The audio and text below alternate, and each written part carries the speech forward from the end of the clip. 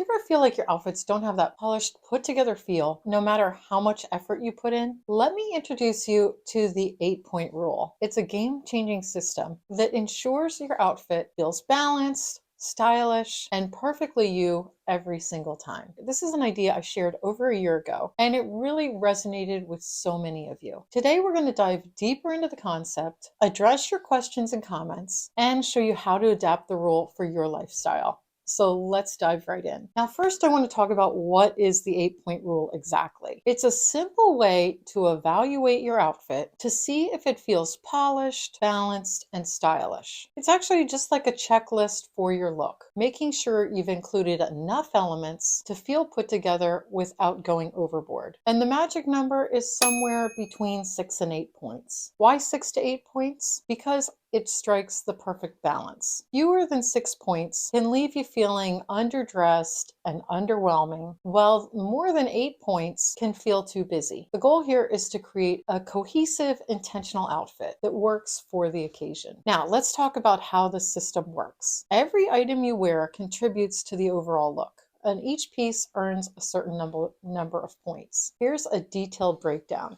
Tops are 1 point. Your top is the foundation of your outfit, so it always counts as 1 point. And this includes everything from t-shirts to blouses and sweaters. Bottoms also count as 1 point. Like tops, your bottoms, whether they're jeans, pants, skirts, or shorts, add another point. Dresses are 2 points. Since a dress acts as both a top and a bottom, it earns 2 points. And it's a great starting piece that simplifies the system right away. Now, any of these items with a pattern, like printed pants, floral blouses, or polka dot skirts, those are going to add more visual interest. So those are all going to be worth 2 points instead of 1 point. Jewelry, you're going to add 1 point per area. So if you have earrings on, no matter how many pairs, you're going to add 1 point. Necklaces, even if you have several necklaces on, it's still going to count as 1 point. Bracelets, even if you have a watch, you might have a stack of bracelets, that both hands, that's still going to count as 1 point. What I like to do is think of it like zones. So you're going to have 1 point for each zone. So 1 point for your wrists, 1 point for your neck, 1 point for your ears, just so you're not overcomplicating things. Shoes,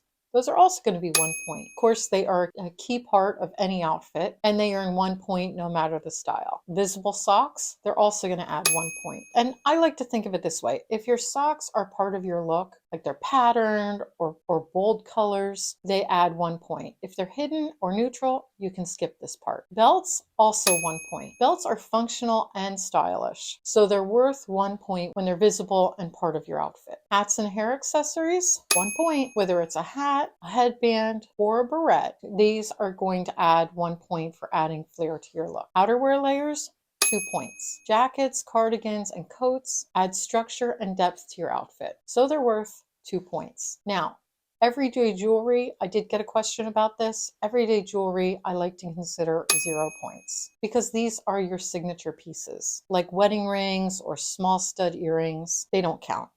My rings, I have 2 rings I always wear, my wedding ring and this other ring that I got from my husband, so I don't count those. And the way I like to think about that is they're just kind of part of you and not an intentional style choice for the day. Now, here's some examples of the rules in action. Now we're taking a look at a bunch of my outfits, and this is a pretty standard outfit for me in the winter.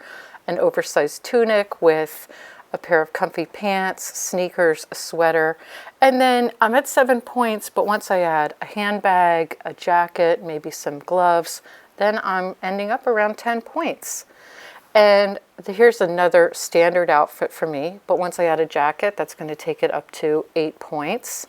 And this one is at 9 points, even though it's not much different than the previous outfit. What's making those extra points are the leopard print shoes. And this is a typical outfit for me around the house. A sweater, a t-shirt under it, some comfortable pants, and shoes or boots.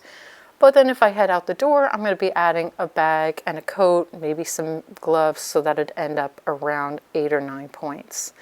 And I love this dress, as you know, but it's a print, so it's going to have the extra point on it for the print, so it's at 3 points.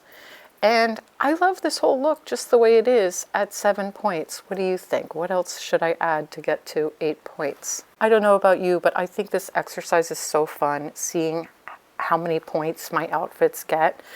And here, this one has 9 points, but it's because I'm wearing the longer cardigan, and that's a layering piece along with that leopard print scarf. So that really boosts up the points on this outfit. And I'd really like to know what you think on this.